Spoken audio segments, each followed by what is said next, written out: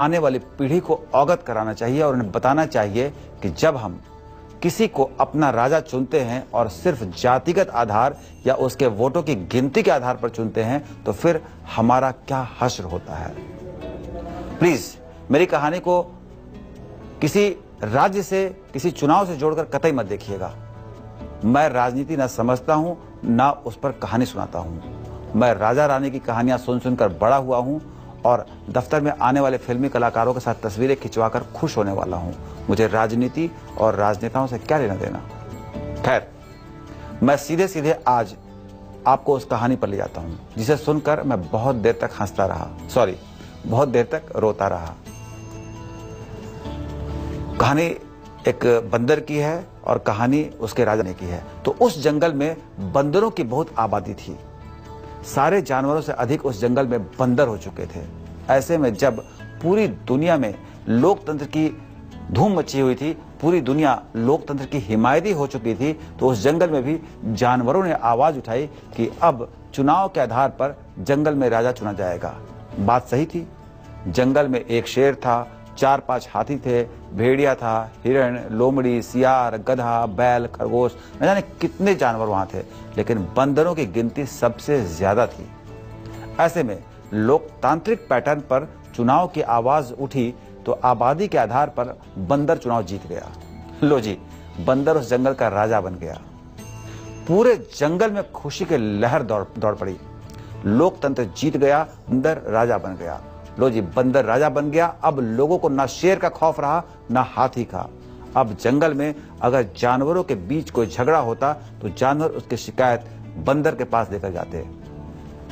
बंदर जैसे ही शिकायत सुनता, इस पेड़ से उस पेड़ पर गुलाटी मारने लगता। जानवर समझ नहीं पाते कि वो ऐसा क्यों कर रहा है, लेकिन जंगल में यह बात भी फैल गई कि बंदर राजा के पास जब भी कोई शिकायत लेकर जाता है तो इस पेड़ से उस पेड़ में गुलाटी मारने लगता है। जल्दी ही जंगल में जंगल राज हो गया। सारे जानवर आपस में झगड़ा करने लगे। आखिर में बेहाल होकर सारे जानवरों ने बैठक बुलाई और तय किया कि बंदर राजा से मिला जाए और जंगल की दुर्दशा की उससे चर्चा की जाए।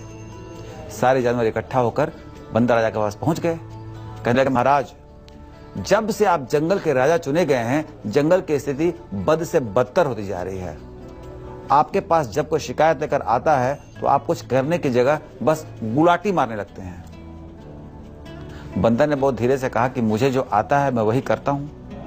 आप मेरे पास शिकायत लाते हैं, मैं गुलाटी मारना जानता हूं, गुलाटी मारने लगता हूं। अब मेरी कोशिशों में अगर कहीं कोई कमी हो तो आप मुझे दोषी ठहरा सकते हैं। मैं अपनी तरफ से बहुत ईमानदारी से कोशिश करता हूं। मैं बहुत मेहनत से अपने काम को अंजाम देता हूं। अब मेरी कोशिशें कामयाब नहीं होती तो मैं क्या करूं?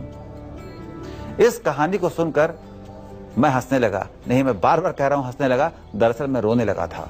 सचमुच बंदर जंगल का राजा बन जाता है, वहां ईमानदारी चाहे जितनी हो, उसके प्रयास में मेहनत चाहे जितनी हो, उस जंगल में जंगल राज ही हो जाता है। जानवरों को बहुत अफसोस हुआ कि बेकार ही बंदर को राजा चुना, पर बंदर बहुत प्रसन्न था। वो जानता था कि अगला चुनाव भी वही जीतेगा।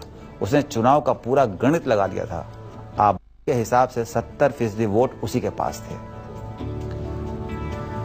इस कहानी को सुनकर मैं बहुत हतप्रभ रहता था कि क्या यही लोकतंत्र है? जब भी आप अपने लिए कोई राजा चुनते हैं और इस आधार पर चुनते हैं कि सबसे ज्यादा वोट उसके पास है, तो ध्यान रखिएगा कि आपको एक राजा मिलेगा जो बंदर की तरह न्याय करेगा, जिसमें वो सिर्फ गुलाटी मारना जानता होगा तो गुलाटी मारेगा और आपके लिए कुछ नहीं कर पाएगा। मुझे उम्मीद है कि इस कहानी का संदेश बहुत स्पष्ट रूप से आप तक पहुंच गया होगा। तो आप भी अब जब अपना नेता चुनिए तो सोच समझ कर चुनिएगा। संजय सिन्हा की कहानी में फिलहाल इतना ही। फिर आएंगे कुछ और कहानियों के साथ। तब तक के लिए इजाजत दीजिए और देखते रहिए तेज।